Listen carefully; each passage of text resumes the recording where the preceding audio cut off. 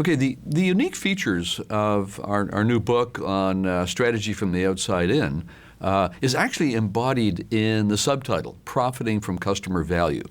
The concept of outside in, inside out has been around for a long time, but in very different ways. The original outside-in view was, in fact, the old Porter 5-4 structural analysis of industries, which looked at forces of competitive rivalry, and the aim was to find a defensible position. The role of customers in this was really fascinating, as embodied in the notion of the bargaining power of customers. So customers were viewed as another competitive force, and it was a zero-sum game. That view, by the way, still has a lot of validity. It recognizes markets are segmented and complex, but it's been increasingly supplanted almost by the dominant inside-out view of organizations respecting the resource-based view. And this idea is that you've got resources, and job of management is to not only manage them, but exploit them and leverage them. And this is really inside out because it's looking for efficiency improvements and finding ways to use those resources. We build on a whole other stream of research based on the notion of a market-oriented organization or a market-driven organization, in which you start with a customer, you stand in their shoes, and look at how they make choices.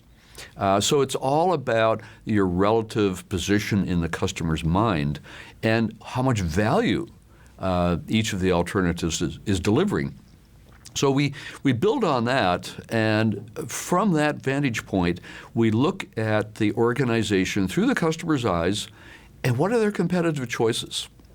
And then we, from that, derive four customer value imperatives. But everything is focused on customer value, and that's where the uniqueness comes in. As we look at companies that have done this well and consistently over time versus poorly, I'm actually reflecting back on the story of McDonald's.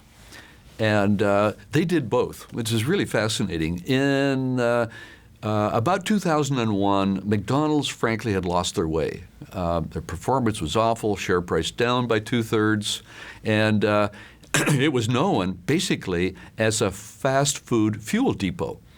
And service was terrible, food was uninteresting, customer satisfaction ratings way down, and essentially what they had done is they had focused on this strong brand and how they could leverage it by expanding the number of franchised outlets.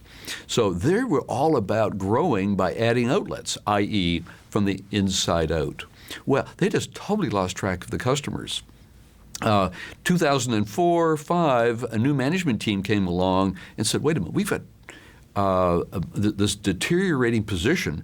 Let's start back and take an outside-in view at our strategy and focus on improving the customer experience, which they did in many, many ways. And I'll just give you one instance of the sort of things they were looking at. They discovered, and through some phenomenally good customer insight research, that mothers would bring their kids to have lunch at McDonald's, and the mothers wouldn't order a thing. They'd just stand there, have a glass of water, watch their kid eat the Big Mac. So based on that insight, now that data had been around, but if you're an inside organization, if you're looking at the world from the inside out, you don't necessarily have those deep insights. You're not even thinking that way. They said, all right, let's understand better what's getting in the way, what do they think about our food, and then let's get creative about adding menu options that are appealing, including, that was the genesis of the salad option. Now, you could say in retrospect, well, that's pretty straightforward, but the fact of the matter was the previous management team had not gone down that path because they were so compelled to add more franchise, which, by the way, angered their existing franchise holders. There's been a long stream of research on market orientation and the effect on profitability and revenue. In fact, there was a recent analysis that pulled together the results of 114 different studies on the impact of market orientation, which is variously defined as superior skills in understanding, attracting, and keeping customers, or looking at the looking at the business through the customer's eyes. So various definitions having to do with the use and dissemination and application of information on customers and markets. There's a very solid correlation between market orientation and revenue and profit. That is important as a touch point for us. I've also done work on the notion of peripheral vision of organizations, their ability to see sooner. And we find, again, businesses that are vigilant, that is, are scanning their horizons, standing out there at the periphery, really outperform those that are purely focused on efficiency management. And so we've built upon those two streams of research. The difference is we've taken the market orientation concept and have asked, okay, how is that going to help us build and manage better strategies, better competitive strategies? So we've taken that whole stream of research quite a bit further down the road.